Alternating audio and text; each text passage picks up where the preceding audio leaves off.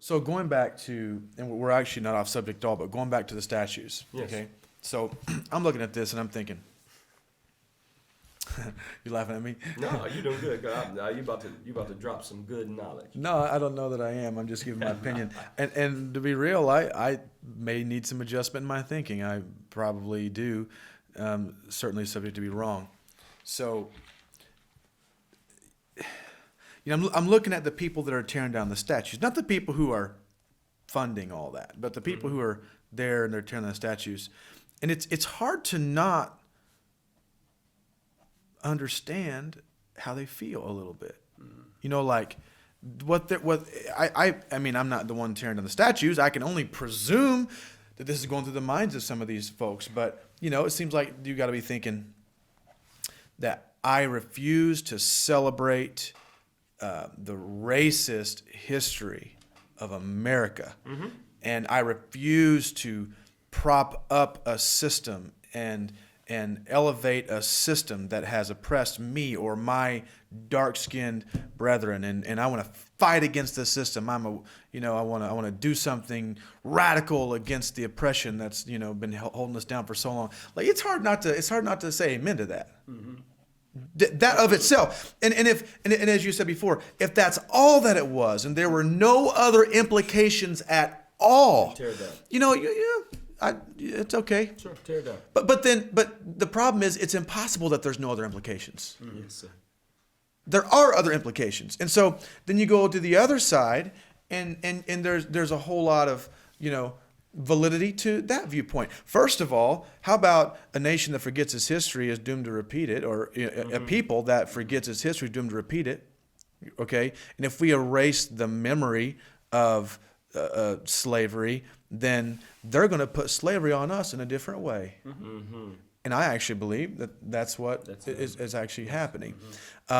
So deleting history doesn't reconcile the present.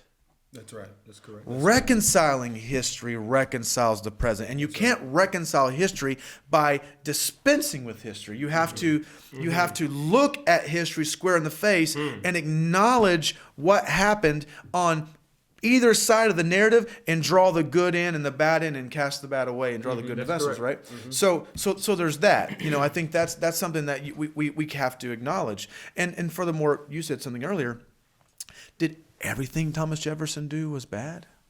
Was everything he did bad? Right? Were there other men, leaders in the world, in the free world, that you're okay with having a statue of? Did they do bad things? Like at what point, and I'm not saying that slavery is not atrocious.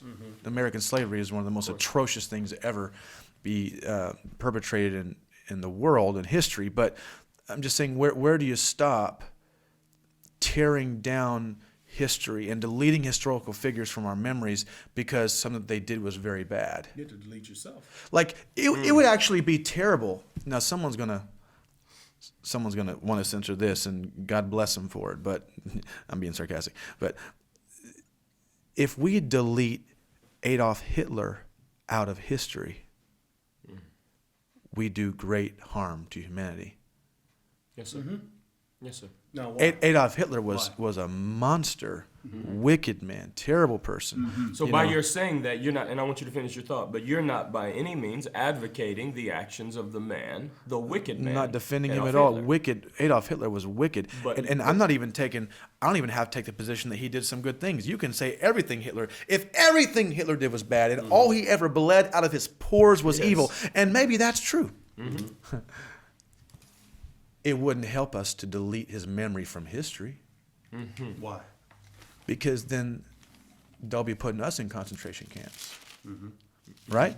Because That's the point. Because if you can't understand what's happening if you don't understand what has happened. Correct. And so if you say, no, that never happened, or we're not, and I know that people they wouldn't just say we want to forget it, but that's what's happening. These things are being erased from the public record. Yes. And when you erase it from the public record, you distort the narrative so you can't rightly interpret what happened. And if you can't interpret the narrative, then you're actually controlled by That's the right. skewed narrative. That's correct. And so, which is my next point. this is the last time I'll come back to this. Please, don't make But I'm it just saying, all of this is illustrative of really the same point that we're hitting at. But when you go back again to the statues, so the question is, do you tear the statues down or not? Mm-hmm. Well, I'll let somebody else decide that. They're not my statues. Mm-hmm. They're not my statues. It's not my, not my prerogative to decide that. But I'll tell you this. I understand points on both sides. Sure. And I think a reasonable, objective person ought to be able to understand points on both sides. Now, I'll also say this. I'm against the reason that I believe they actually are trying to tear down the statues. Mm-hmm. Right. I'm against, I'll say this. I'm against tearing down the statues. Because why?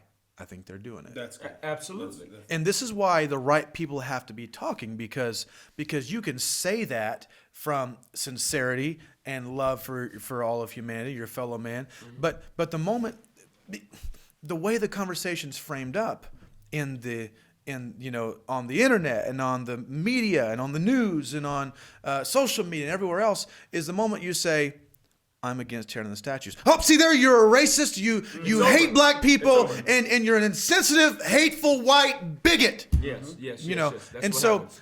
but hold on, you can't put that on me. But the system. You can't put that on the me. system and the narrative people believe does put it on you. It does in people's perceptions. And when they put it on you, they are oppressing you.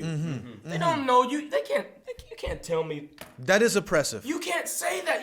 I'm not doing that. And you're putting this on me. So you mentioned before, and I think rightly so, because we're just people. You mentioned, I may need an adjustment in my thinking. I believe I have the right narrative, but certainly we bounce our thoughts off, and we all need, okay, that's good point. I need to adjust, and we need to work together. But do you know the system does not permit that to happen? Right. Because how can I have the adjustment that I need when we can't talk?